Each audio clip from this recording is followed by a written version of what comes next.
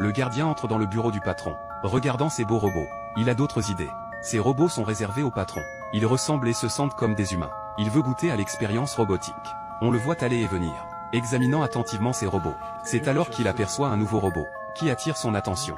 Dès qu'il touche le robot, celui-ci l'avertit de s'éloigner. Le gardien est surpris. Pourquoi le robot résiste-t-il?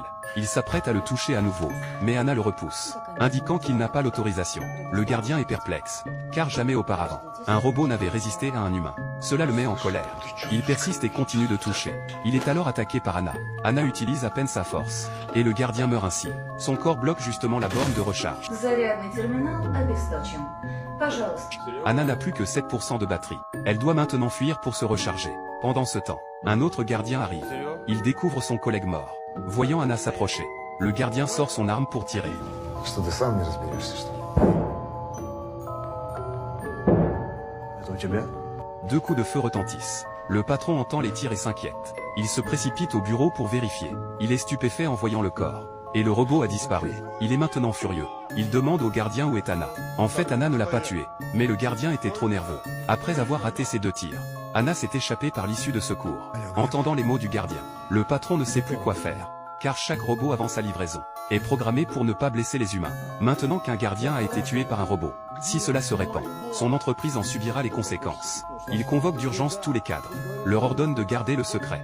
Sachant qu'Anna a peu d'énergie, il coupe toute l'alimentation de l'entreprise, pour limiter les mouvements d'Anna. Face aux recherches des gardiens, Anna, dotée d'une pensée humaine, se cache dans une ambulance. Un robot voisin voyant un semblable, n'y prête pas trop attention. Avec la fermeture des portes, le premier robot doté de conscience entre ainsi dans la société humaine.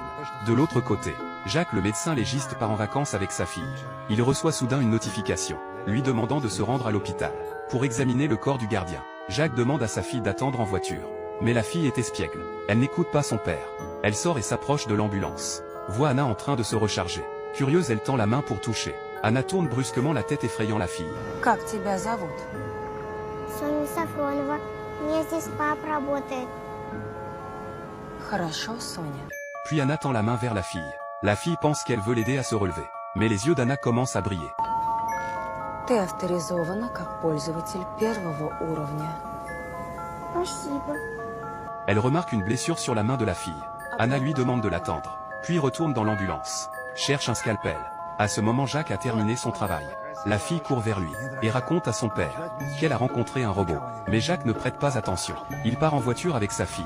Quand Anna revient avec le scalpel, la fille est déjà partie avec son père. Tard dans la nuit, la fille sent que quelqu'un l'observe. Elle ouvre les yeux et voit Anna à la fenêtre. Anna n'obéit désormais qu'à la fille, veillant sur elle 24 heures.